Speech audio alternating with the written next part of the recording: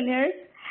This is part of the 1M1M program. We are the first and only global virtual accelerator in the world, headquartered in Silicon Valley, operating with entrepreneurs all over the world, and our mission is to help 1 million entrepreneurs reach $1 million in revenue and beyond, build $1 trillion in global GDP and 10 million jobs.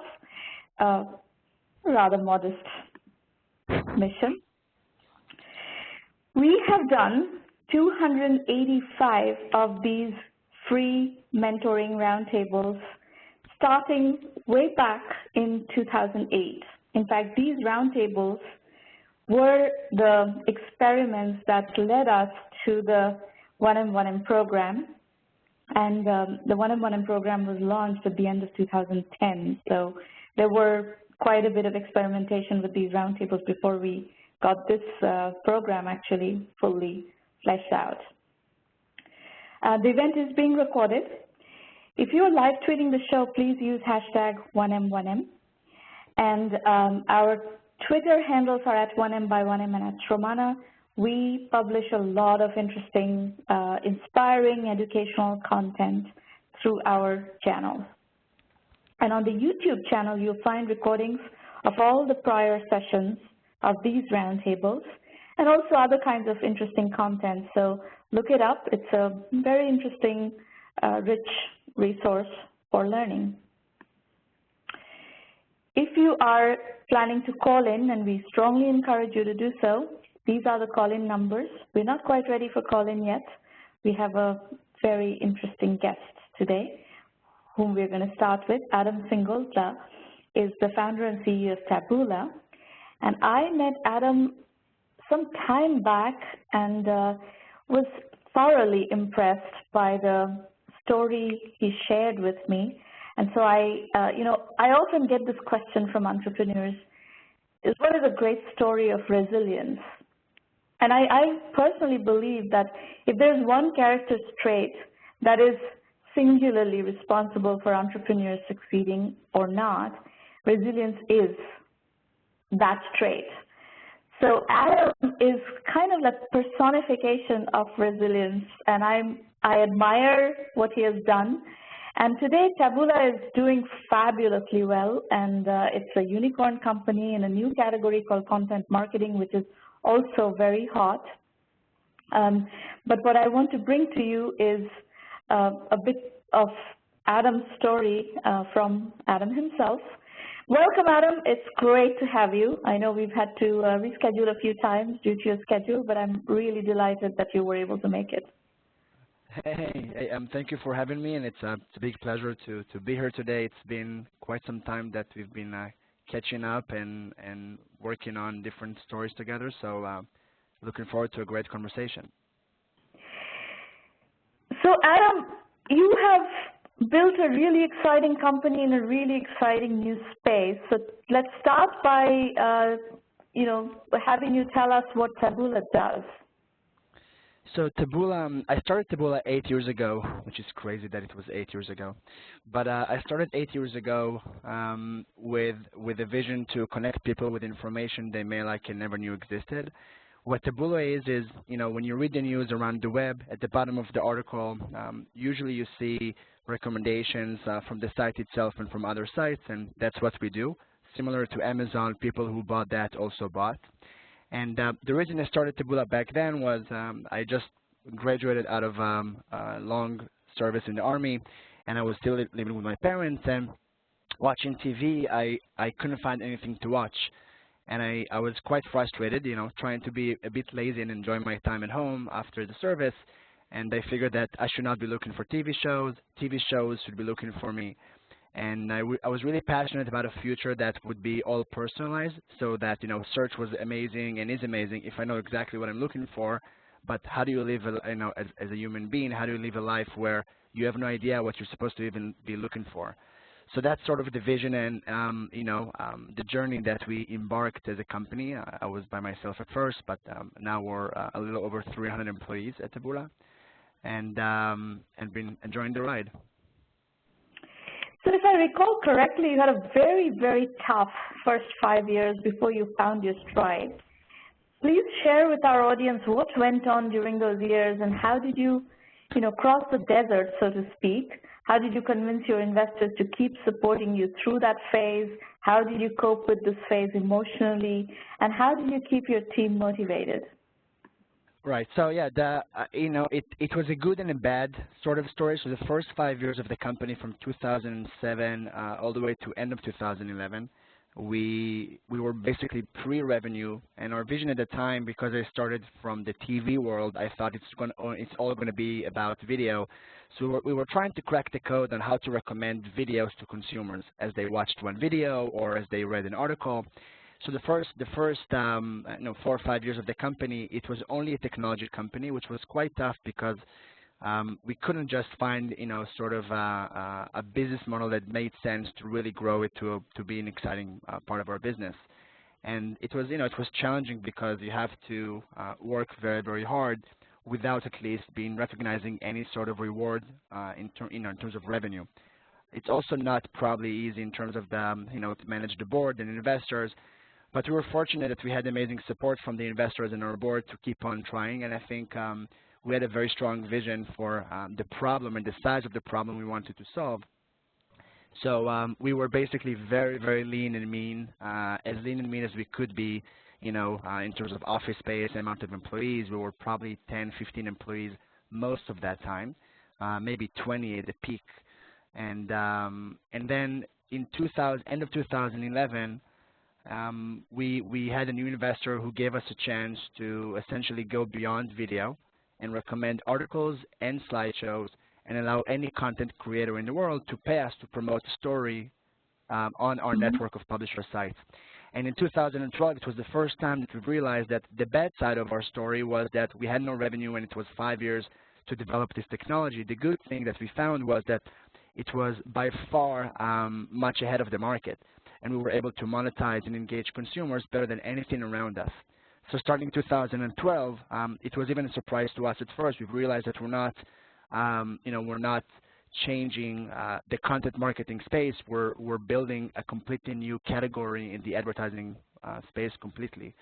And we started looking at search that was $60–70 billion a year market, and how we could augment search. And so from 2012 to now, we've grown very, very fast. I think we've mentioned even in some of the stories some numbers, but 2012 we've generated in Q1 a little over $100,000 a month, and for the year it was a few millions of dollars. And then last year we've shared publicly that we've generated over $200 million, and this year it's trending to $1/3 billion or maybe a little more. So we keep seeing a lot of growth, and we're actually not that many employees. So we remained that lean and mean ninja type culture that we wanted to empower employees to do a lot more than just one job description. So even though we're a much bigger company now, by employee size, we're actually not that big. Adam, speaking of video, what happened to your video? It was working earlier. Oh, that's a good question. Let me see. There's always a technical issue. Otherwise, it wouldn't be a good conference call, at least for my experience. Is it working now? I don't think. I see myself, but that doesn't mean everybody see me. There you are. Yeah. Now we see you. Perfect. All right. So I have a question about this. You went from about $1 million in 2012, which was your 4th year. Actually, end of your 4th year, you probably did about $1 million, and then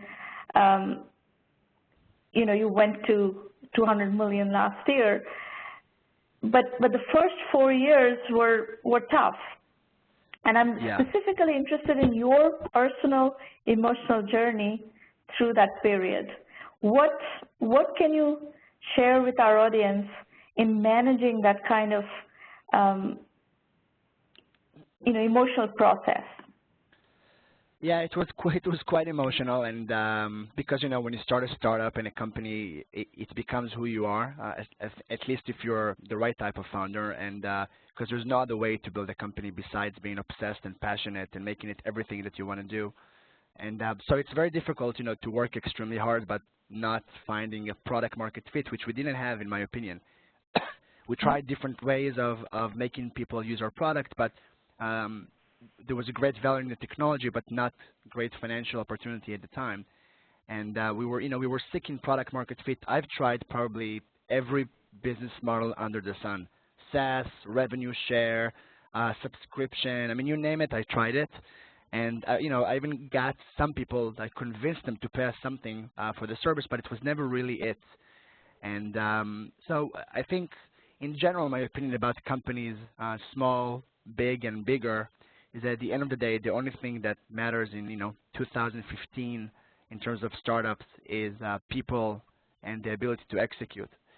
And I think when you think about the people you surround yourself with and the type of culture you're building, you should just assume bad things will happen. It could be at first, it can be in the middle, but the only thing that never, business will go up, will go down, it's just the way things, things go. But the only thing that really never changes is the people that you get to work with every day, and the type of culture you're building. So whether that's, transparency, and how do you talk about the problem with your employees? Do you not talk about the problems? Do you share where you want to take it, or do you keep it to a smaller group? And with us, it was always from day one extremely transparent. We hired the type of people we hired were not. We always said we want to hire passion and intelligence versus experience. Even when I look now at Taboola, the most senior people at Taboola are young people that joined us as the first salesperson or the first, but they're in their 20s or early 30s, and they manage 50, 60, 70 people now. And it's amazing to me because they were there when it was, when it sucked. So I think a lot of it is the ability to say the type, and just to bounce that, let's assume we hired very experienced people. Experienced people don't want to be part of a failure, and if it doesn't work, they leave because they don't want to, they don't want to ruin their LinkedIn account. They want to be part of success from the get-go. So, but when you go for people that are passionate and they want to be part of your story and be part of a journey versus just being an employee, those people are, they have resilience, which you've mentioned, and I completely agree. So with that, I think it was, I was fortunate to have, to have hired back then and up until now really good people that I looked at them as my partners versus as my employees from day one, and built, seeded transparency into the organization really, really deeply, and making everybody feel like it's their company much like it is mine. And in that type, when you have sort of like when everybody feels founders, then they don't leave when it's hard, and they work even harder. I think my experience is also that if you have these big resumes and you're trying to do experimental new things, and it's hard, and in that period actually big resumes become a liability rather than an asset. Exactly, and I got to tell you, even as you continue to grow, I'm not sure it ever changes. I mean, I just think that you have to constantly look for the right person versus the right experience. And look, I've made a lot of mistakes, but which also became part of our culture. All the mistakes I've made, it's my first job, and before this I was in the Army. So all the mistakes that I've made personally and us as a business also became part of our culture, which even though I never finished my undergrad, I was fortunate to give a presentation at MIT, and I called it about Taboola's culture. And I called it the economy of good enough. And that was all about working as a team really, really fast and executing like crazy about things that are not perfect and are likely to fail and from time to time, but have the culture to keep on going. And when it's okay to make a mistake, everybody's there's entrepreneurship experience in the office. So I agree with you. I mean, I think a lot of it is people, the culture, and focus on execution versus on anything else, which means that you should allow your team to make mistakes and continue. And also, I think we are operating in a hyper fast change environment. The last 20 years of the industry have been incredibly fast changing. This whole social media thing, for instance, what you are doing with content marketing, all this stuff is very new, right? So, if you're not experimenting, if you're not constantly learning, and if you don't have an organization that can constantly experiment and fail in some cases and learn from that failure, you don't really move with the times. Right, but the hard part is to make it okay, because you can just be sure that it's going to happen. the question is, how do you deal with it when it happens? And you know, to encourage people to try and think outside of the box and you know, make mistakes as a team. So mistake is not the end; it's just a new beginning. And the hard part is to hire the right staff and build the right culture that everybody feels like they know what's going on and they work together on whatever journey you decide to go. Now, how did the culture change or evolve as you entered the different phase of not this looking for product market fit, more getting the product market fit, knowing that you have a product that the market wants, and then going into hypergrowth mode? How did the culture of your company change? I mean, I want to say the foundation of the company didn't change a lot. We're still doing since day one, but we're still every Thursday or Friday, depending on the country. We have a weekly, we call it the weekly toast, where it's not really a toast, but we're having maybe Diet Coke, but we're talking about everything. So every team leader will speak about what failed this week, what was great, what keeps them up at night, and then at the end I will say something, and the executive at any office will say something. So fully transparent. We share pretty much everything we can think of, we share. So you know, really another element of our culture was to never bash anyone. So even though in a very competitive market it's too easy sometimes to say bad things about your competitors, we made it a very early decision that we will never be that company. So we'll work extremely hard, we'll be super aggressive on winning business, but we'll never be publicly speaking about things that are just like emotional or not business related. So you know, some ingredients of our culture really never changed. And in fact now, you have a good culture if people behave in a certain way when you're not in the room. And if people basically follow on and continue, and they hire, and then when they hire people that are basically, you know, an extension of the type of people they want to have around them, it works. So I think that changed. I mean, I think that stayed, you know, pretty much the same as the foundation. We're much bigger. We're dealing with different issues, different problems, different scale. We had a lot of, different types of problem over the years. So I also think that, a good leadership, starting from the founder and CEO and all the way around it, need to constantly rethink about the type of problems they have. So I would solve that, I think you need to solve the problems for the next 6, 12 months and not think, because as you said, things change so fast. So while you want to have a long-term strategy and think about where is it going, you need to hire for people that are good for the next year. You need to launch products that can help you in the next year. So you have to execute all the time. So I think for us, the key things changed. The types of problems we went after, I'm sorry, the key things remained. The types of problem we went after, those changed. And how do you view timing as it pertains to startups? You obviously, this content marketing thing is, I personally find it very interesting because, the only kind of marketing we do at 1 million by 1 million is actually content marketing and heavily amplified with social media. So you obviously hit this content marketing wave at a certain time, and not before, not after would it have been successful, but at that point when you caught it, it was the right time. How do you recommend entrepreneurs optimize for timing? And what has been your experience, and what can we communicate to the audience of entrepreneurs who are looking for a product market fit that aligns with the market timing? Right. I mean, I think, look, for me, I was a little too early, right? I've spent 4 or 5 years to get to really launch Taboola as a business. I think what's great about our generation that, maybe it wasn't relevant 10 years ago, is that it's so much easier to get something out and see what's the feedback. So in my opinion, as an example, I would recommend founders to share their ideas with anyone.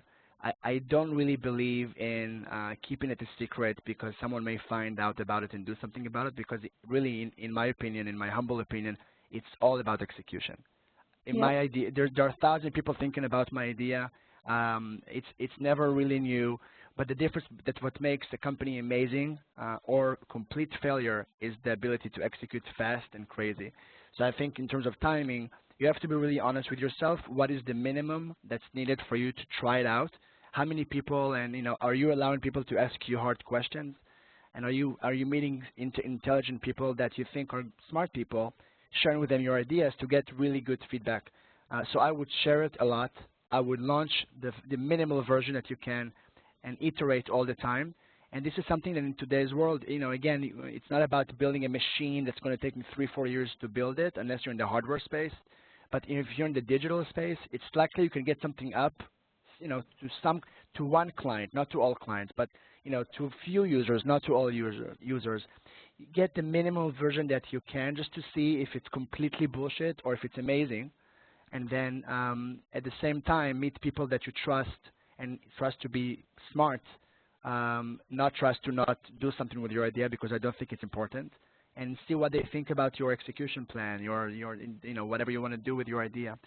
So that's about timing. You need a lot of luck, like in anything, to be successful.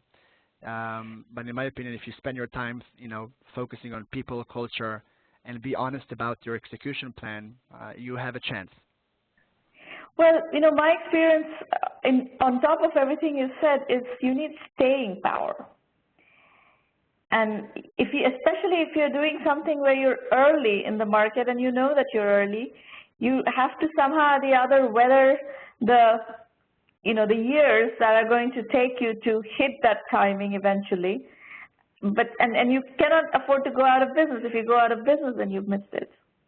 Right, and it takes time. That's a very tricky thing.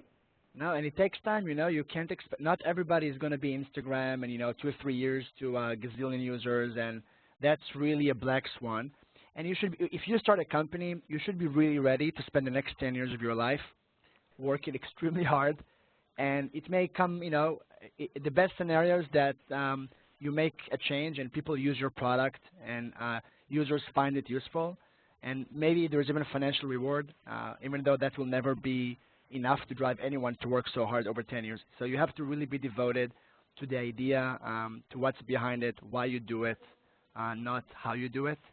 And I think you should assume it's going to take you about 10 years to build something that, is significant enough coming from your own idea. So if you're not ready for that, which usually means not seeing your wife, not seeing your husband, not being at home, sleeping 4 or 5 hours, not, a lot of coffee, not eating right, and all the good stuff that you can think of for 10 years at least. And it takes time. So I think you have to be patient and resilient and think about the people that you want to spend the next 10 years with, because that could take about that time. You have a few questions from the audience. Let me pick those up. So Sridhar Raj is asking, what does Taboola mean? So Taboola is so obviously it's a misspell. Taboola with a U is from tabula rasa, which it has few meanings. In math, it means that you're trying to solve an equation with a lot of variables, and you have to iterate many times until you solve it.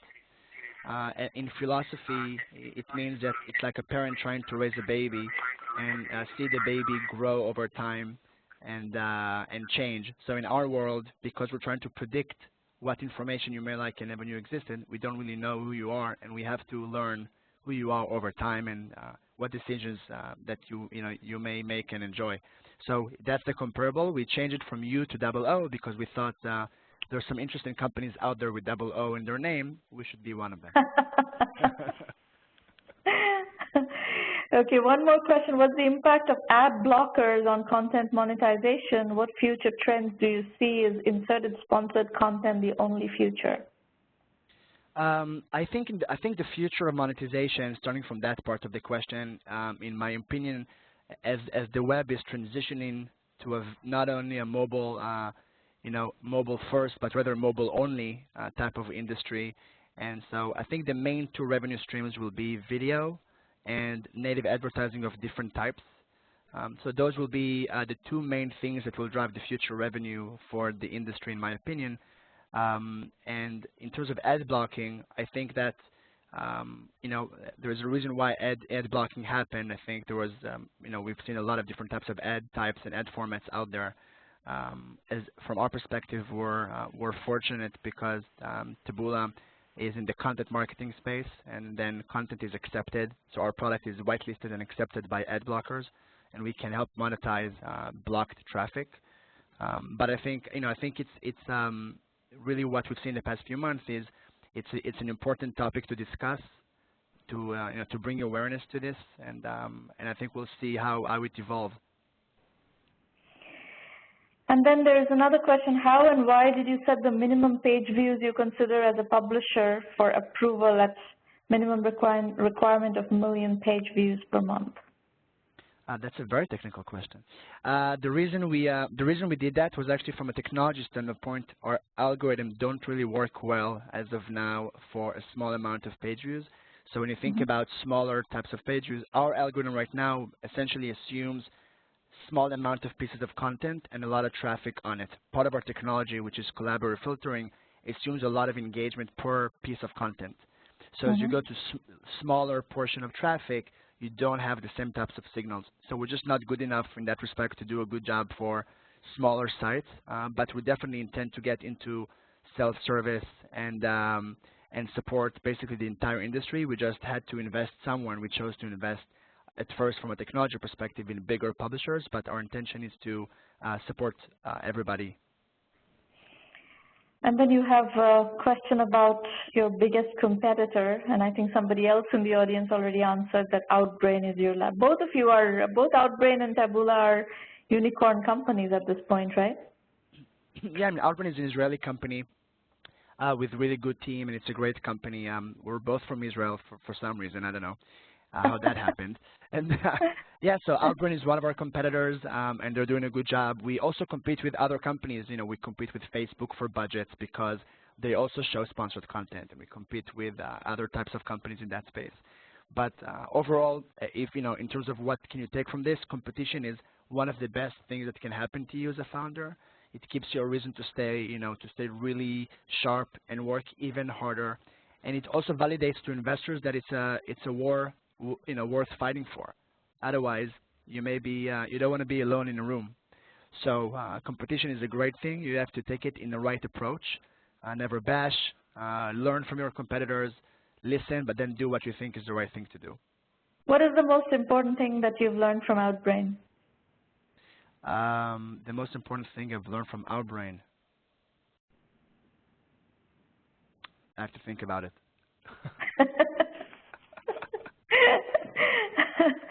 Because you're absolutely right. You do learn a lot from your competitors, and competitors' experiments, if you can catch what they're experimenting with, it's very useful to actually learn from. Yeah, but even beyond that, just the fact that you compete with someone makes you be better. It doesn't have to be to see what they do and do the same, or other way around, but rather the fact you compete with someone. If you run, 50 meters on your own, you run slower than if you run with two people around you. All right. Folks, anyone else, any questions from the audience before Adam takes off? He's going to unfortunately have to leave after this interview. Okay, Adam, thank you very much. I know you budgeted till 8:30, so I'm going to let you off. And good luck, and we'll be following your story. It's very inspiring. We love what you're doing, and especially your journey we absolutely love. Thank you so much for having me. Bye. Take care. Bye-bye. Folks, we're going to start the mentoring part of the conversation. To all our presenters today, please know that this is a working session. We're here because we want you to succeed, and we are on your side. We're not on investors' side. We are not on any other entity's side. We are on your side as the entrepreneur. So all advice you get from here is based on what's best for you. And we know you're doing your best, but because we've had experience of working with a very large number of entrepreneurs at this point, we do have skills and knowledge of how to accelerate things. That's why we are an accelerator, and we may be able to cut your journey short and turn extended detours off, basically. Part of the journey of an entrepreneur tends to be a convoluted journey, and you take all these detours and get lost sometimes. And our ability to guide you is to keep you focused, keep you off these detours that are unnecessary and unproductive. And most businesses have potential to succeed, but there are challenges you have to work through, just like you heard Adam just now. It was 4 years of slogging, looking for product market fit, and it doesn't come that easily, and sometimes you just have to stay at it and try new things and test new things. And so we are aware of that.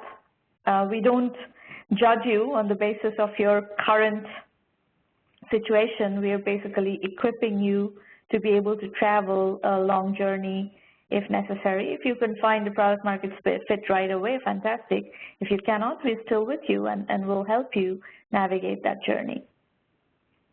Now, you will get feedback today, obviously, that's why you're here. My job is to give you honest, direct feedback. It is very possible that you will disagree with my feedback today. Don't feel bad about it, and don't be defensive about feedback that you get today. Just take the feedback and listen and think about it later. And you will have the recording of the session available. Maureen, can you please freeze the video? You take the feedback and listen to it multiple times, listen to the recording multiple times later on, and then, decide what part of the feedback you want to take and what part you want to discard. It's okay. If you decide to discard the feedback, that's fine too. But don't discard without thinking about it. Now, another caveat, not all businesses can raise money. And raising money doesn't guarantee success. Not all businesses should raise money. Some businesses do not have the characteristics of types of businesses that should be raising money. So you have to take all this into account. There is a decision-making around financing strategy that we are constantly shepherding in our base of entrepreneurs, and you have to be open to that strategic thinking based on what business you're building. Don't assume that success equals financing. It's not. We're here to work on your business. Doing something worthwhile is hard, especially in the beginning, and we are here to work with you shoulder to shoulder. And those of you who are not pitching today, those of you who are just listening, please participate by asking questions in the chat. So just now, several of you were asking questions. Awesome. Please continue doing that. That's how you learn. Asking questions, engaging with the discussion is how you learn. And let's get started. Dan Reilly goes first from London. Dan, if you could unmute your line and tell us what bridge intelligence is. Excellent. Can you hear me? Yes, we can hear you just fine. Great. Perfect. So thanks for having me here, and looking forward to presenting bridge intelligence to you, and hopefully getting some, some feedback, as you say. Basically, we are a platform that connects two different groups, marketers and technology vendors, and we do this in what we think is an intelligent fashion. You can think of us as TripAdvisor for marketing technology purchases. Taboola is a perfect example of a marketing technology that we've just recently heard about. Our initial focus is on the top 1,000 spenders in martech based in the UK. From the marketer's perspective, and from the technology vendor's perspective, we're talking about salespeople at innovative marketing technology companies globally. So our initial focus for marketers is constrained to the UK, which is where we're based, but our focus for the vendors is worldwide. Next slide, and which bridge is this picture of the bridge? Which bridge is this?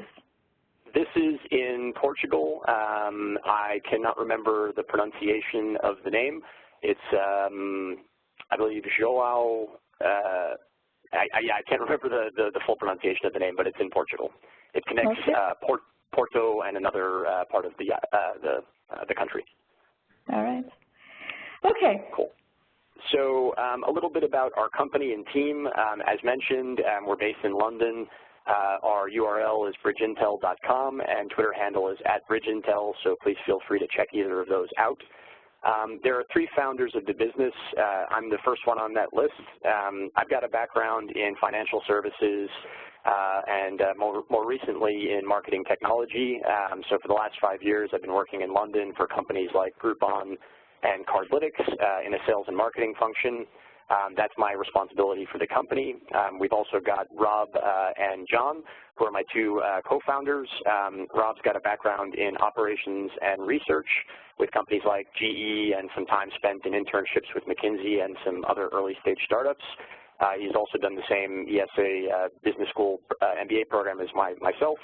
And John, who is a full-stack developer who handles all of the development work for the business, and also previously spent some time at McKinsey in a business called Alpha Sites. So again, this is the team that's taking on this marketing technology coordination platform. And you might be asking yourself, what exactly is martech? And if you flip to the next slide. This is a schematic of what the current marketing technology landscape looks like. It was created by a pundit by the name of Scott Brinker, and basically there are roughly 2,000 companies that are situated across 50 areas of specialization. It's a very large and fragmented market, and there are painful examples of coordination or signposting like this one on blogs and in other websites, none of which we think really help the marketers understand which of these areas of specialization they should focus on, and then within each area of specialization, which company is the right one for them.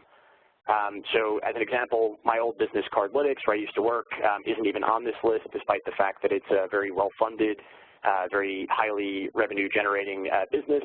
So these kind of schematics are incomplete and certainly don't help a marketer isolate which businesses they should be paying attention to. So what we're trying to do, if you go to the next slide, is kind of coordinate this marketplace and pair up the buyers and sellers. The sellers, basically those 2,000 companies you saw on the previous slide, have current revenue of $23 billion US, and that's expected to grow to $32 billion through 2018. So again, very large market. And the level of fragmentation is quite high, which is shown on the right of this slide. In 2011, when Scott Brinker did his first landscape, there were 100 companies in it, and now there are 1,875 just 3 years later. So it's a compound annual growth rate of 136%, implying that marketers are overwhelmed, not only with the amount of choice that they have, but also with the number of cold calls and cold emails that they're receiving from vendors. And because they're inherently time poor, they don't have the time or resources to kind of sort through these options, and they wind up selecting vendors based on incomplete information, or often not selecting vendors that could be quite helpful to their marketing efforts.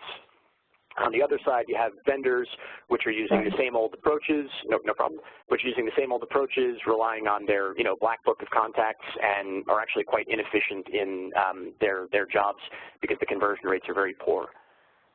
So in order to kind of bridge this gap, we are, oh sorry, next slide please.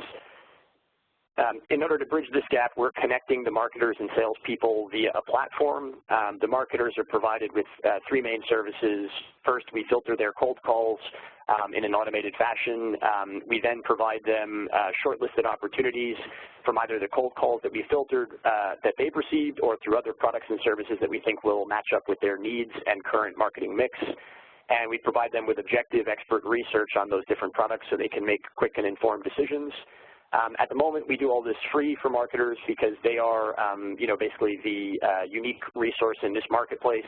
Just like the consumer on TripAdvisor doesn't pay for access to TripAdvisor, our marketers or our buyers do not pay for access to the platform. The salespeople get direct intros rather than making cold calls. They talk strictly with pre-informed, interested buyers, which leads to faster deal execution, and we charge the salespeople a cost per lead or percentage of sale basis, so it can be thought of as a lead generation or an affiliate model. If you go to the next slide. This is a screenshot of our interface. It's very basically designed at this point. It's more functional rather than beautiful, but that has to change in the near term. When a marketer signs up with us, they include some information about what their current needs and pains are with either the solutions that they have or the solutions that they've heard about and would like to explore. And in addition, complete what we call a marketing stack overview, which lists all of the different vendors that they currently use, and we look for obvious holes or areas of clear improvement. If we go to the next slide, when we find one of those areas of improvement or a particular tool that we think can help them reach their goals or solve their pains, we send them a vertical report that explains to them how those tools work and then shortlists a few that will be relevant to their particular needs and will be complementary with their particular marketing stack. And if they want to review a specific company on that vertical report, they can click through, if we go to the next slide, and review product detail on one of those particular vendors that include just an overview of how the product works, some pricing information, how difficult it is to integrate, the size of the business, and also a use case. And if they're interested in engaging with that particular provider, they're able to click to register intent with us, and then we pair up the two, just like, again, like TripAdvisor would pair up a buyer with a hotelier so that they could eventually make a transaction. And that's us in a nutshell. So what is your business model? So it's lead generation, or you can think of it as an affiliate model, where when we are able to pair up a buyer and seller, either from the perspective of starting the conversation, we charge a cost per lead from that perspective, or when we actually cause a deal to be signed, we take a percentage of the revenue of that sale that we've pushed. Some of the these are two very different assumptions.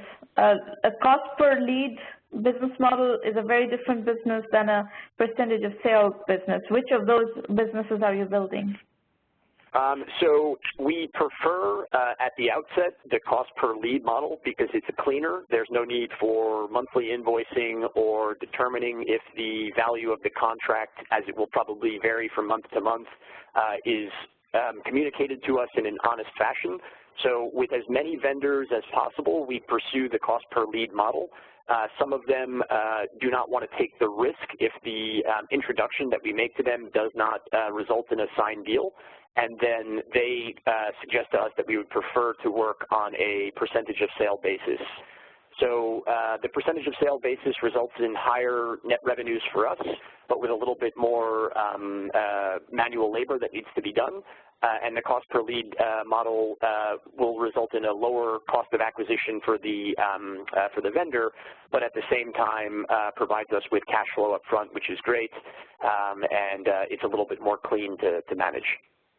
And what is the status? Do you have this thing already running? Do you have customers? Are people paying? Where are you in the cycle? Yes, so we have made our first transaction. We have a small but growing number of marketing managers that are using our product. They like what we're doing, and the vendors are quite eager to get access to those marketers. We have made several introductions and been paid for one of them. The challenge is that the number of marketers that we currently represent is a handful, and therefore the number of opportunities to toss the coin or roll the dice is limited. So it would be the equivalent of having 100 buyers on TripAdvisor versus the hundreds of thousands that they have on a daily basis. So the likelihood of getting a conversion, each month due to the number of marketers that we represent is low. But as that number grows, we believe that, it should be more than a straight line increase in the number of conversions that we make. So in a nutshell, you're currently in revenue, but you don't have a lot of revenue. Exactly. And you don't have enough vendors on the platform yet to be able for the marketplace to really flow. We have enough vendors. We don't have enough marketers. So the marketers or the buyers, they're kind of the scarce resource in this marketplace. Okay. Every vendor is interested in talking to just about any marketer, even if their product or service is not really interesting for that marketer. It's our job to filter the conversations and make sure that relevant conversations occur. but it's quite easy to discuss with a vendor and explain to them that we will charge them a cost per lead or a percentage of sales for access to a marketer with a budget that is in the tens of millions of pounds or tens of millions of dollars. They're totally okay with that model. In fact, many businesses run a partner program. So how many vendors are on the platform now? So we've interviewed more than 50. I don't have the exact number, but I would say it's between 50 and 75 have been interviewed and would be keen to work with us. And in our experience, when we have a marketer that is interested, it's very easy to thereby get a vendor to be interested and to want to work with us. So the demand side of the platform is more difficult to acquire than the supply side of the platform. Okay. So do you have questions? What questions are you here with? Yep. So there are three main ones that I had beforehand, and one additional one that came up after listening to the chat with Adam. I guess I can ask that one first because it's on everybody's mind, and it's pretty simple. I'm just trying to figure out. We're potentially, going to raise some seed funding soon, and our partners want to be assured that we've hit product market fit before we do that. So we're trying to figure out what level of enthusiasm should an early adopter show, because of course an early adopter is a visionary, somebody who gets it, somebody who sees in advance. And I'm trying to think of like how enthusiastic that type of buyer should be if you assume that the more pragmatic buyers are going to be slightly less enthusiastic than your early adopters. I don't think it's so much enthusiasm. What you're going to need to show is metrics. You're going to need to show that people are actually transacting on your platform, people are paying for leads or paying a percentage of sale, whichever business model emerges to be the core business model. As you do this, you will learn which business model is the one that people are gravitating towards, but whichever it is, you're going to need to show that this is working, and then you're going to need to show that you can scale this fast, you can scale this fast, and there's a sufficient TAM that you can execute against. Yeah, I mean, our market sizing effort was based on the total value of martech company turnover, which is, as mentioned, was $23 billion. So, depending on that is not at all of interest to any investor. No, I that mean, number is of no interest to any investor. But this is where we maybe not you, but this is where we started to chip away at down to. We tried to get a feeling for what percentage of sales and marketing efforts those martech companies spend currently. So we were trying to isolate out of the $23 billion, what is the cost of sales that they spend in strictly marketing, and the number that we arrived at is about 10% of that. So roughly speaking, $2.3 billion USD is spent per year in the marketing of the products and services that we are trying to coordinate on our platform. And then we took several other attempts at boiling that number down to a much smaller number than that, but a manageable amount that we thought we could be in the market for. So that was our total addressable market exercise that we followed. The other questions are in regard to we had let me just read this through. Sorry. So in terms of our target audience, we said that we're looking at digital marketers at top 1,000 brands. One main problem that we have is they're exceptionally time poor. So getting in front of them is quite difficult, and we're looking for other ways to, instead of going through an outbound sales approach, going through an inbound approach to acquire customers. And we're trying to find the right, for lack of a better word, fishing pools for where these marketers might be and how we can reach them in a kind of scalable fashion. Well, the best inbound marketing tactic is content marketing, which is what we were discussing earlier.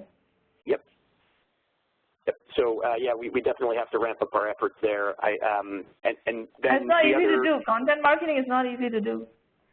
No, I agree. I mean, I've put a couple of posts out there that I had differing opinions of, and it often works out that the stuff that you think is better, well, in my limited experience, the stuff that I thought would perform better has performed worse, and the stuff that I thought would perform worse has performed better.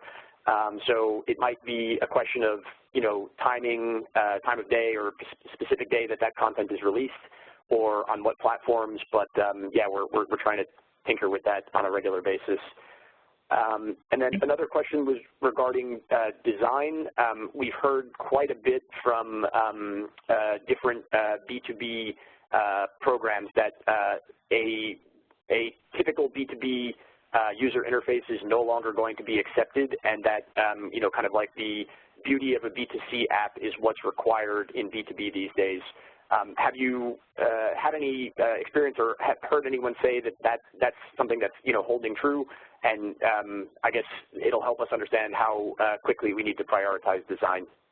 Well, it's a trend, but you need to get this thing validated first and foremost. I don't think your customers are going to adapt this or not based on your B2C design. It's going to be more about what kind of value you provide here. So I don't think that is going to be the adoption driver. The real adoption driver is whether people find value in what you're offering or not. Okay. So from that perspective then, what would you suggest as the best ways to kind of make that validation point and prove whether, whether the existing customers are receiving a requisite amount of value so that somebody who is going to be coming on board later would also feel that they're quite valued as well? You need to immerse yourself in customers. Unless this is a question, when you ask me, I can only speculate. What you need to do is go immerse yourselves in customers and ask these customers what is their pain and work off that research. So I think part of the issue here is that if you had enough customers in the validation mode engaged, then you would start knowing what are the nuggets of what you need to execute on. And those validation mode customers would also be your initial paying customers. So that's the methodology that we follow, is to really do serious customer immersion in the validation phase itself. Do you think that, we've talked to a couple of companies that launch surveys on the behalf of businesses, and they have, suggested that they might be able to put us in front of an audience with kind of a questionnaire. Do you think that? No, I don't believe in these questionnaires. I want to pick up the phone and have a real conversation, or I'd like to sit down with somebody and have a real conversation. And you're right, people are time poor, so it's not easy to get those conversations. But if from the beginning of time that technology has been marketed, we have all navigated through that path, and we've figured out how to get to some of these early adopter customers who are willing to talk. And so you just have to play the numbers game and get to those people. Okay. Yeah, I mean, there's a lot of work to be done, obviously, but yeah, thank you very much for the advice. And you have a bunch of questions in public chat.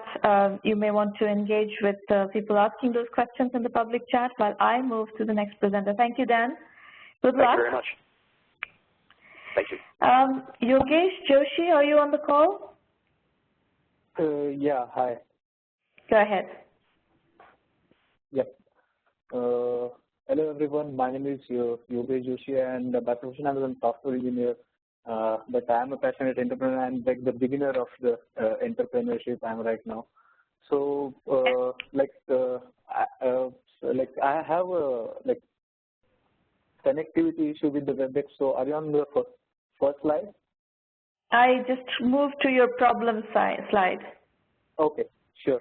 So coming to the problem, since many years, various organizations provide the benefits and rewards to their employees to attract and retain the talent which they have. And currently I'm using one of them, and most of the companies give the benefit in terms of meal coupons, consider a Sodexo or a ticket restaurant, which are physical meal coupons. And user has to consume those meal coupons only at the retail shops. They don't get a chance to consume them anywhere else. And also, as they are paper mail coupons, like there are number of problems associated with. I have done a couple of surveys online and offline, and found that like various people have problems with the mail coupons, like those are mentioned here in the problems. And can you move to the next slide? Yep. Okay, so and in locally, like there are many markets, or you can say many organizations or companies are getting formed which can deliver a good quality meal along with good offers. There, but due to the system that we have inbuilt right now, we cannot redeem our paper bill coupons online and cannot avail those discounts online. And also, if you can move to the next slide, it is not at all an Go Green initiative. Like you are like, if you consider the quantity of coupons that we that the users uses is very huge, because maximum price per coupon is 50 rupees here in India. So you have to have, if the company is serving you like 1,000 or 2,000 coupons, then you have to have at least 30 to 35 bunch of coupons with you, and you have to carry them. So like it's the problem which currently I am facing, and I wanted to, like, if you can move to the next slide, I just wanted to introduce to the Payzi, like the main agenda, or the what I'm looking for is like building an ecosystem for rewards and benefits to the employer. Okay, so how I can solve the problem? So you can move to the next slide where the solution is provided. I'm working on a prototype where there is an enterprise mobile application being developed, which will not affect the current usage of coupons of that particular user. Like the mobile application I'm working on, mobile application which will enable user and merchant to do the transaction offline as well as online. So even if the internet, like I don't want to overhead a merchant or a user with the internet services and the notifications and a lot of things. So it has to be very simple. So I'm working on the prototype on that. And second thing is payment gateway, which will be getting integrated with the local internet websites to avail the coupons. So you have an option to use it in very optimum way, and you like you can go online and avail the various discounts, and you can get rid of all the problems that through survey I got to know. So you can get rid of all of them. So that's kind of solution I'm working on right now. And you can move to the next slide, like go-to-market strategy. We'll be launching a mobile application and payment gateway, which will be getting integrated. That is not a go-to-market strategy, Yogesh. That's not a go-to-market strategy. That's okay. A go-to-market strategy is how you launch and how you acquire customers, and you need to flesh that out. Okay. Yeah, mainly like we are going to approach the enterprises. We are not going to approach the particular user. We are going to approach the but enterprises you have to integrate. Also, enterprises you have to get these deals, and there's a whole enterprise go-to-market strategy that you're going to have to follow. Okay, sorry for that. I was not aware of that. That's okay. This is the first time you're doing it. The main thing is, so main thing is like we are gonna go to the enterprise itself. We are not gonna go to each user, and we're asking them to integrate the services, like integrate the particular Payzi service into their enterprise, through which like users who are using will be like they feel good about the service. From the merchant side, if you see how the Sodexos or ticket restaurants or the meal coupon works is like they like whatever the final day outcome or the payment that has been transacted, at the end of the day they will go to the Sodexo merchant and they try to redeem those. But currently it takes at least 4 to 5 days or a week to get their money back. and that's a big problem when it comes to the low margin enterprise like grocery shops and all. If you ask them, they work on very low margins. If you ask them to hold 10,000 or like 20,000 bucks for a week, it's very hard for them to do that. So with our fully automated system, we can assure that the money can be coming back to them in transaction plus 1 day, and I guess it's a win situation for them as well. So let's talk about your business model. So are we selling, an enterprise application and it's a per user pricing model, per user business model? An enterprise that has 10,000 users pay a certain per user price points, like $5 per user, something like that? No, right now I'm not looking to charge anything for the enterprise. It's free for enterprise. No, you need to. You absolutely need to start looking at charging. There is no business without charging. Okay. What I was thinking that whenever the user is gonna go to the retailer or the merchant and do the transaction based whatever the margins currently the Sodexo or whatever opt for 5 to 6% of the margin of the total income. So through this automated system we can reduce, but we can avail this margin as a profit. That's what my whatever it is, there must be some way that your company is going to make money. So if you don't charge that, if you don't charge on a per user basis, that's fine. You're charging some other way, but there needs to be a business model. Yeah, I guess I have provided that as part of a revenue generation slide. Yeah. So if you can go to that, and there are 2 points I have mentioned. First one is we're gonna charge every transaction, or we're gonna charge the margin out of profit, whatever the retail or the merchants are doing. And second thing is their advertisement. Most of them wants to do an advertisement to attract the users. So for those things we can charge for the merchants, and we can get the money out of it. See, the thing that I find problematic with your assumption that retail and online merchants will pay optimum margin on profits, this is going to be very hard to monitor and measure. So you need to do some thinking about the business model of how you're going to make money of this business. I'm not convinced about this assumption here. Okay. So there needs to be some other. I think your value proposition is interesting, that if you want to provide some sort of a B2B2C marketing platform for local merchants that the employer provides coupons to, and that's part of the HR benefits of working for that corporation for the employees. I think it's an interesting, it's an interesting app to develop and an interesting network to build, and I think there will be interest in that, but I think the business model needs work. Okay. Hopefully I will work on that. All right. Good. Yeah, coming to the future plan, there are a couple of things I'm planning to do.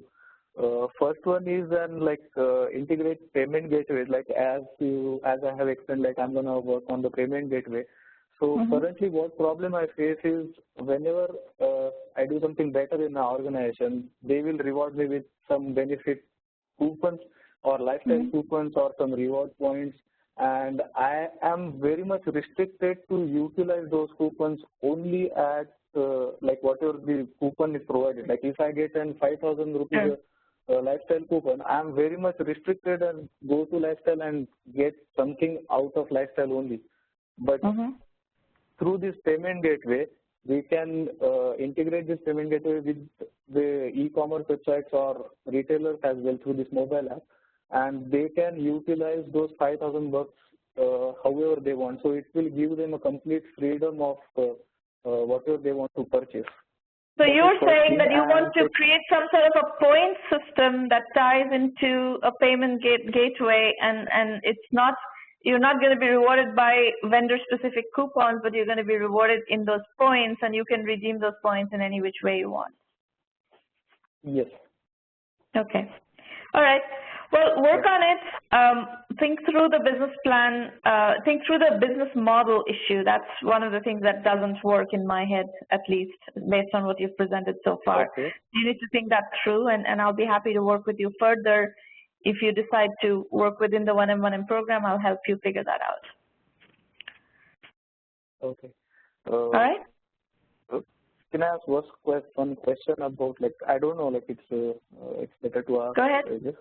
About Go the ahead. second future plan, which I have written there, like the false corporate discount. I'm just thinking about it, like, if I'm a Tata brand employee, okay, and I go to a Tata, if I want to purchase a Tata product, so I get some corporate discount, right? So currently, due to the lack of ecosystem or linking between them, like there are a lot of false transactions that happen, like based on just an unique employee ID or something, and the employee doesn't work in Tata at all. So like will that, I'm not sure is it like good thing or bad thing. I'm just putting it on here. So if you have any, well, do it one at a time. Don't try to tackle all the value propositions. This is a whole different value proposition. So you can keep it in the future, but this may not be what you want to start with, because they're not necessarily completely related, right? This is a whole different challenge. Maybe the system that you put together will allow you to do something like this, but don't start there, because you have a different business that is going to be a cumbersome, complicated business to build on its own. So this one you may want to hold off on for the moment. All right, Yogesh, we're going to need to move on. We've spent quite a bit of time. If you want more time, I'd like to work with you within the program then. Yep. Thank you for your presentation, Yogesh. We're going to move to Eli Angote. Thanks a lot for your time. You're very welcome. Hi, Shimara. Thank you so much. Thank you for the opportunity. Did I say your name right? Yes, you did say it correctly. It's Eli. I do get Eli sometimes, but Eli is correct. It's short for Elijah. So as you can see, I am a Kenyan by nationality. I have been in the U.S. since 2000, currently in San Francisco. After spending 3 years in Michigan, where I studied computer science, and eventually found myself with a degree in Spanish. And marketing has been my core competency. And into self-hacking, that's why I picked up juggling to increase my brain size. And on to the next slide.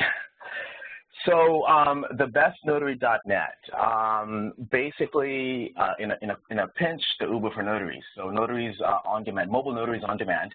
And we help businesses and individuals who need a notary that is dependable and reliable, arrive quickly at their location, wherever they are. We guarantee the experience or your money back. You can call or you can book online.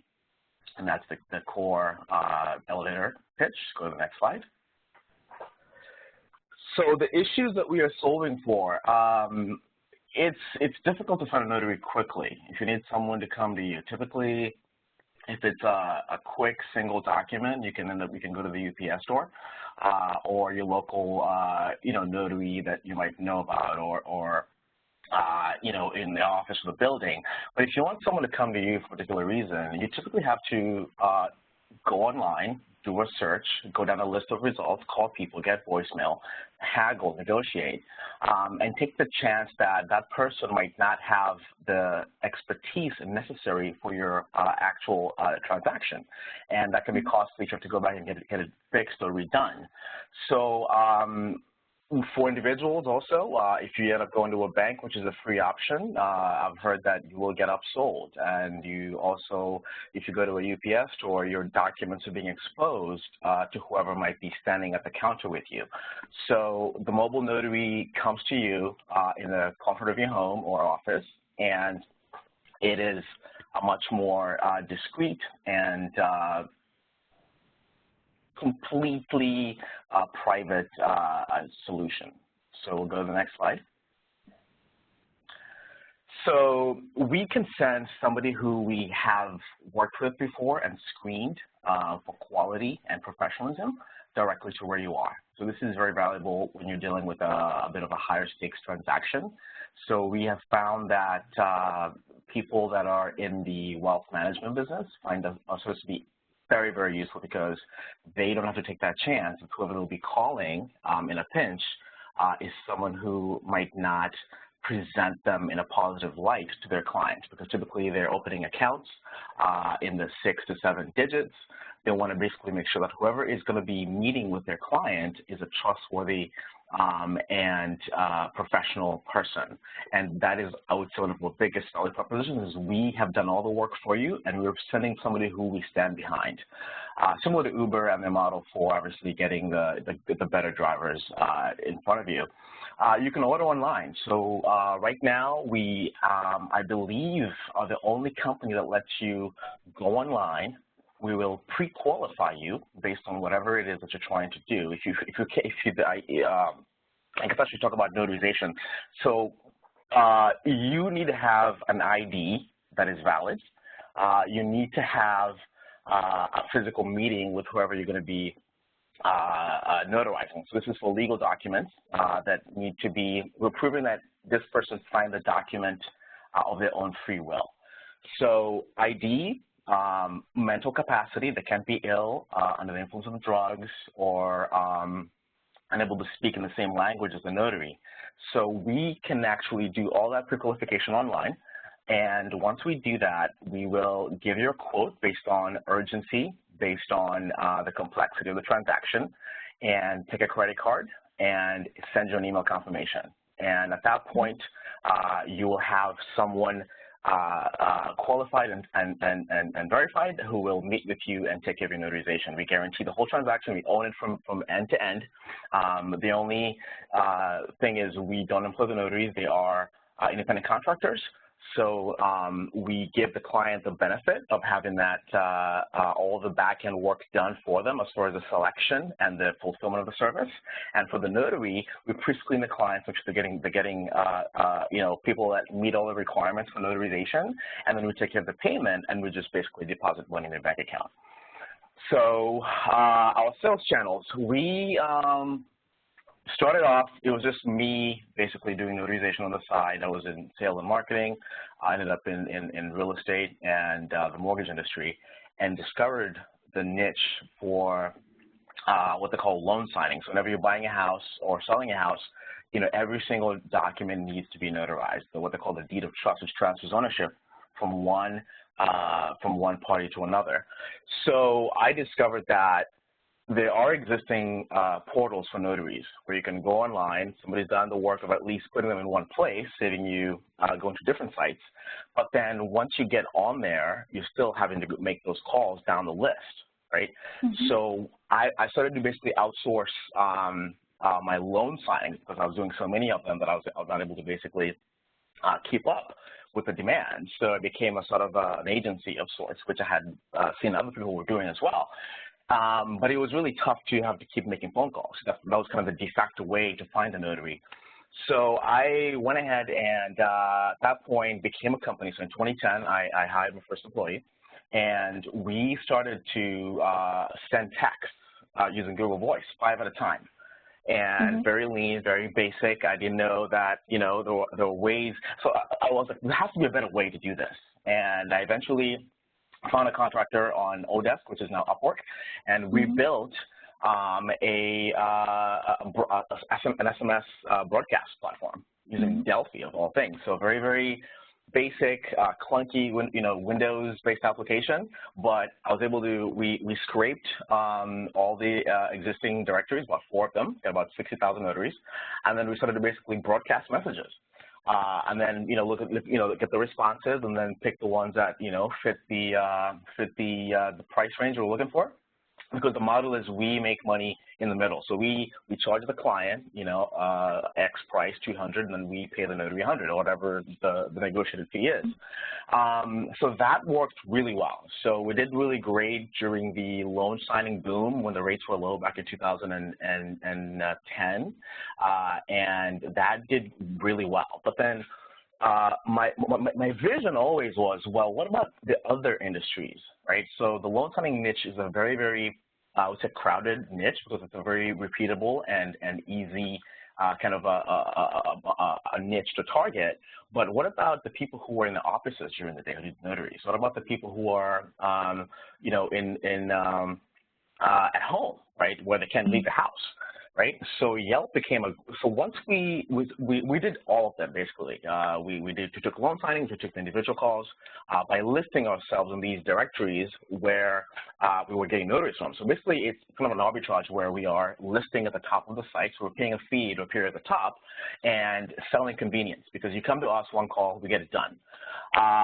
So dabbled a bit in SEM, SEO, content marketing as well, but never with consistency. So to this day, my biggest source of traffic and clients is listing on these partner sites, which have great SEO presence. They've been doing this for about 10 years, so they're very entrenched, and we can just, you know, the CPA, now that I've just had this epiphany recently, trying to do SEO myself has been really, really challenging, right? To get the correct keywords and to get those, you know, to find, AdWords is really, really tough to master. So now, I think we'll go to the next slide. Now we are faced with the issue of, you know, how do you prioritize who to go after, right? So it's a really big market. So based on the data that I have and based on, you know, looking at the number of companies in each of these different areas, we have found that the biggest number by far of clients you can get is individuals. But the recurrence of the need for notarization is very low. So typically, you know, 1 to 5 times a lifetime. So yes. So, you know, the other corporate type of industries are a lot better at generating a lot of repeat business. The biggest being the title and escrow industry, because every single loan needs to be notarized. So that's the biggest chunk by far, but also the most complex because every single transaction is riddled with complications, right? So it's really tough to maintain satisfaction. So the attrition is really high because, you know, you're dealing with independent contractors. You're trading that line between employee and contractor, and you don't want to train too much or control that too much because that can lead to problems down the line, a la HomeJoy, which recently had trouble with that. So the other areas are a lot more attractive. The corporations, right, so money's not an option. They will be very okay paying a premium to have someone pre-screened come to them on demand, but it's a bit tricky to get in. So most people have notaries in-house. That's kind of the biggest challenge that we face when we're trying to do outreach to these people. But you know, once you get in with a company, it's a much simpler transaction. 1 or 2 documents. We have done business actually in Silicon Valley, and it is a great niche to look for that I don't think any of my competitors are actually trying to get into. Legal support services. They do a lot of, you know, legal documents are a big source of notarization. So that's another big vertical, and attorneys and law firms. So I think we'll go to the next slide at this point. So these are basically our competitors. So we are going against other individual notaries who are trying to you know, do a lot of things at once, right? They're taking that phone call, they're qualifying, they're trying to fulfill the appointment. It's a lot for them to do, and they can't do that as efficiently as we can because we have a call center. I have a back office team that is taking phone calls and managing the transaction from A to Z. Eli, how far along are you? It sounds like you've been doing this business since 2010. Where are you today? I mean, what's the revenue level? How many customers? What kind of, and it sounds like loan signing is your primary segment still? By dollars, we have a couple thousand customers that we're working with at different levels of recurrence. We did some math, and it turns out that 6% of our customers are driving 60% of the revenue. right? So a lot of these customers, 1,800, are basically very low recurrence. And at this point, we're finding that those repeat sales are going to be the best way to move forward, right? Yeah. So the challenge at this point is how do we get more of those conversations going? How do we get to people before they go online to do that search, right? So looking at talking to executive assistants, we found are the people who are tasked with notarization, and looking at these high repeat companies, and basically coming in and making a value proposition, earning their trust, and eventually getting those repeat orders. Yelp is a big source for us. However, to basically get traction on Yelp, you need reviews. So we're faced with this challenge of, how do we get reviews in multiple areas, because Yelp will not let you distribute reviews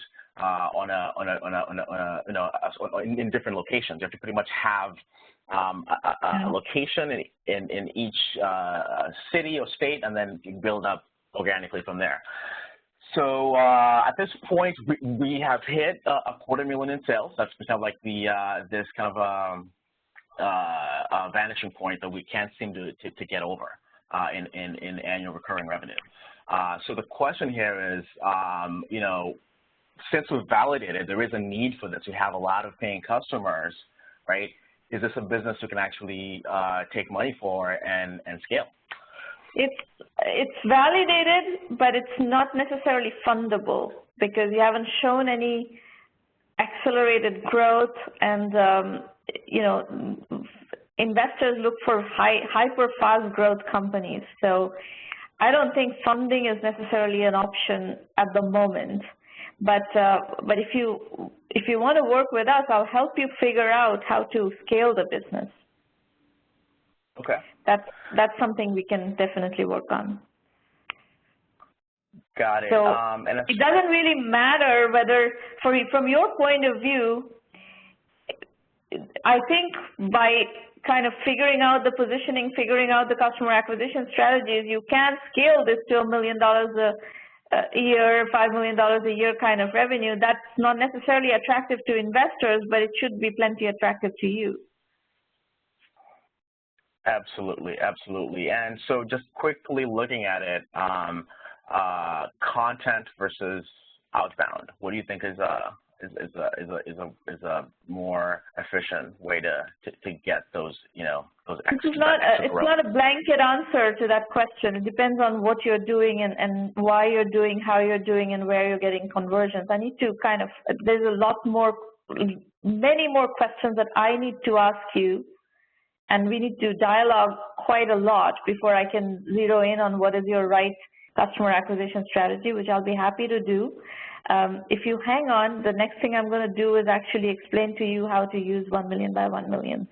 So why don't we pause this conversation? Why don't you listen to that conversation? We'll come back to Q&A after that, okay? Sure. All right. So folks, if you like what we're doing here, our request to you is bring your friends who are building companies and who want to put in, like as Adam said, 10 years of your life into building something consequential. And it does take time to build sizable businesses. If you have friends in your network who are looking for help in doing that, we will be there for you, and please bring them along. Everything you're looking for in terms of help through 1M1M is at 1mby1m.com. We are a 100% virtual program, and you can use us from anywhere in the world. There's a very powerful blog that is chock full of information, educational material, inspirational material. So just follow the blog, and you're going to learn a lot. The Entrepreneur Journeys book series is also extremely helpful in enhancing your knowledge of entrepreneurship. We have 12 volumes of those. All are available on Amazon Kindle. There's a ton of videos and other information on the website. These roundtables happen almost every Thursday morning at 8 a.m. Pacific time, except the next couple of weeks I'm traveling, so we don't have, the one is Thanksgiving, and then the one after that I'm traveling, so we have a little bit of a break, but we'll be back here on December 10th with another free roundtable. If you want to book a slot to pitch, go to the website and reserve your slot also to attend. We have the premium program where we provide extensive methodology guidance and the kind of help that Eli is looking for in positioning and figuring out the customer acquisition strategy and all that. We can do all of that within the premium program. That's a $1,000 annual membership fee program. We help you with business development, strategy consulting. We help you with financing if you are fundable. And before that, we actually help you determine what should be your financing strategy depending on the dynamics of your business. That is a conversation you do need to have. It's a decision that you do need to make instead of mindlessly chasing investors. And then we help you also with media. You know, we help you get the word out. And that's a very powerful customer acquisition strategy, is getting the word out in the media. If you go to our website, the $1 Million Club is an explanation, is a showcase of some of the successful 1M companies. We have an ROI equation that we explain on the link, quantifying the 1M value equation. We provide you $375,000 plus 5 to 10% equity worth of value for just $1,000 annual membership fee. So it's a very high value program. Entrepreneurs think equity is free. I don't know why they think this. This is one of the stupidest assumptions that a lot of entrepreneurs make. Giving away 5, 7, 10% of equity for next to nothing, you know, a few $1,000s, a few tens of thousands of dollars in funding is a very stupid idea. Please don't do it. The 1M self-assessment is one that I suggest you put your business through. It will help you ask the right questions and really get to the heart of some of the key questions you need to answer to grow your business. Definitely use that. It's available for free on the site. Other than that, you know, there's tons of information on our premium program, including video FAQs on the website. You can take a look at it. Our program has had over 600 very successful entrepreneurs participate in developing the program with their case studies, their advice, their insights, their journeys, and their strategies. All that is available to you in video lectures and case study format in the curriculum and in a very compressed, very efficient, very well-designed way. And you can get a crash course, a crash MBA in entrepreneurship in a month if you're willing to put in the time. You know, you're going to need to put in 50 to 100 hours of your time in studying. And if you can do it in a month, great. Do it in 3 months, great. Do it in a year, great. But this is stuff that you need to learn. And if you do the work on your own, the studying on your own, and then pair it up with the live coaching like these sessions that we have for premium members, you will learn a lot and you will make great progress. We can guarantee you that because we've been running this program now for 5 years and we've helped numerous entrepreneurs. Our methodology is lean, capital-efficient, bootstrap startups. That is the only way to navigate the early cash-strapped portion of your journey. So even if you raise funding later on, you're going to have to validate in a mode that is bootstrapped and lean. So that's just the reality of the market. That's it. That's pretty much it. You can use our various social media channels and various kinds of channels to get the word out.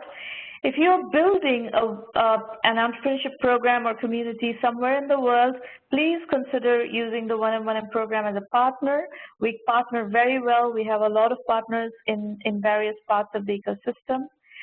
And the upcoming free roundtables are December 10th and 17th this year, and then we're going to go to January after that. We're going to have break for the holidays, Christmas, New Year. The Vision India 2020 is the 13th book from the 1M platform. We offer you an ideation book catering to mainly emerging markets, not just India, but all emerging markets that you can use to find ideas to work on. So check it out. Incubator in a Box is our program that we use for corporations and governments and other types of entities who are trying to run incubators, scalable incubators on our platform. And we have several partners on that as well. These are some of the more recent Entrepreneur Journeys books. You can check out whatever topic that you're interested in.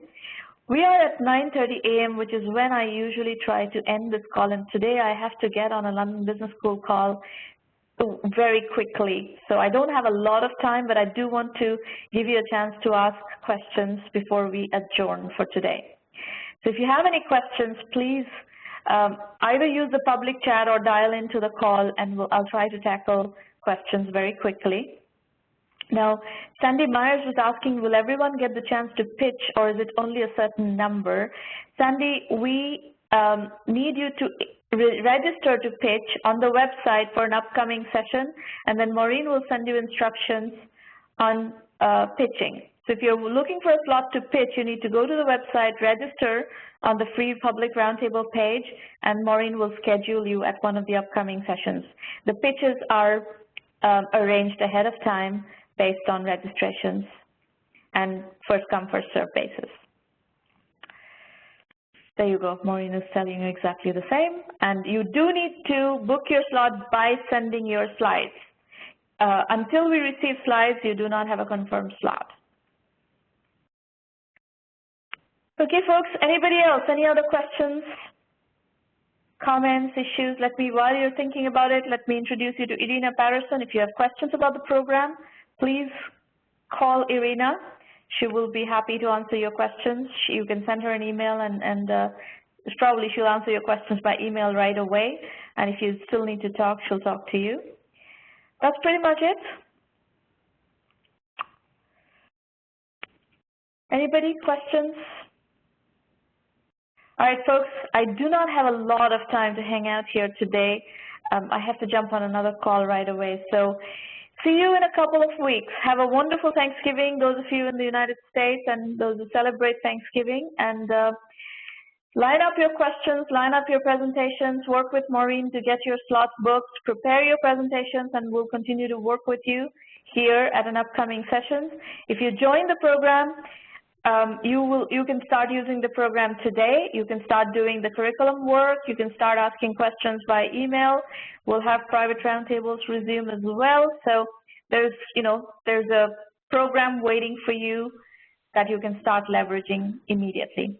Talk to you soon. Good luck, everybody. Hope you make a lot of progress on a daily basis, and we will be here to work with you further in upcoming sessions and in the one-on-one and premium program. Bye, everybody. Thank you.